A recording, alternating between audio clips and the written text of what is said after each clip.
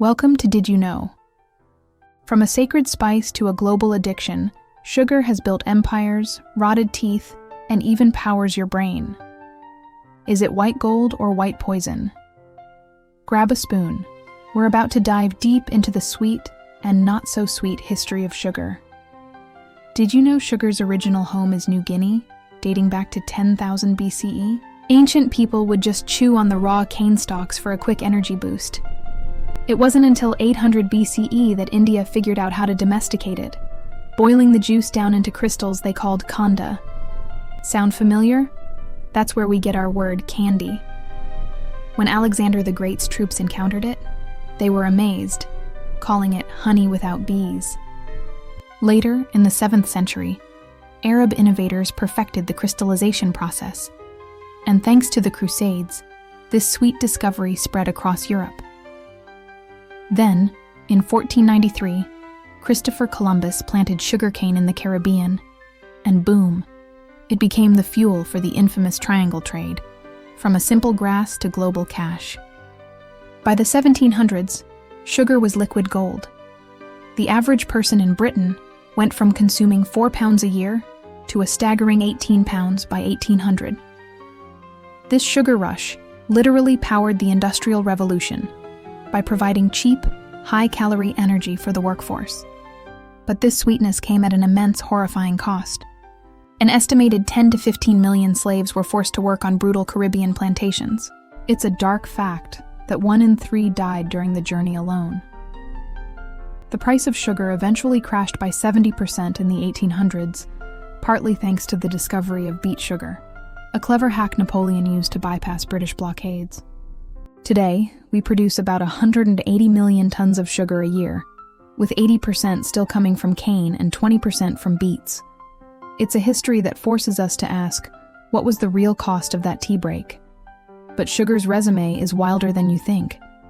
In our food, it's not just in obvious things like jams and candies. It's hidden in about 74% of all processed foods. In medicine, it's the base for syrups, and was even used as a wound dressing in World War II because it dehydrates and kills bacteria. In industry, it's used to make bioplastics, and even to slow down the setting time of concrete. For energy, it's a key component in ethanol biofuel, and believe it or not, can be used as an oxidizer in some types of rocket fuel. It's even used in art, from sugar skulls to glass blowing. Sugar truly has a PhD in everything. Now let's talk health. The good, the bad, and the ugly. The good news is that glucose from sugar is your brain's preferred fuel source, needing about 120 grams every single day to function optimally. Athletes use sugar gels to get up to a 30% performance boost. The bad news? Added sugar is just empty calories. Consuming more than 10% of your daily intake from added sugar is directly linked to obesity, type 2 diabetes, and heart disease. And the ugly? Drinking just 1 soda per day can lead to gaining 52 extra pounds over 10 years.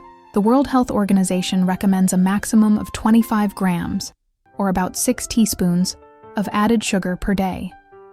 The average American? They consume 77 grams.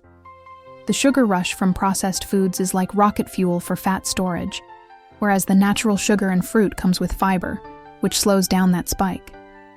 While both trigger dopamine release in the brain, sugar's effect is much weaker and, of course, legal. Second, do kids get hyper from sugar? Studies show there's no direct link. It's more likely a placebo effect, or just the excitement of the party itself. And what about brown sugar being healthier?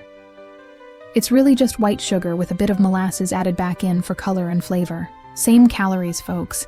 Here's a quick brain hack for you. Next time you have a major sugar craving, try waiting just 10 minutes. That dopamine dip that drives the craving often passes on its own.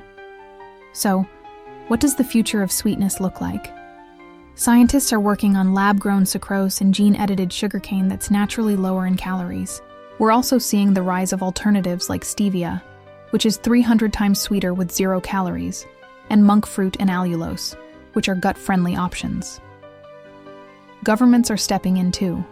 The UK's sugar tax, for example, successfully cut sugar content in kids' drinks by 28%.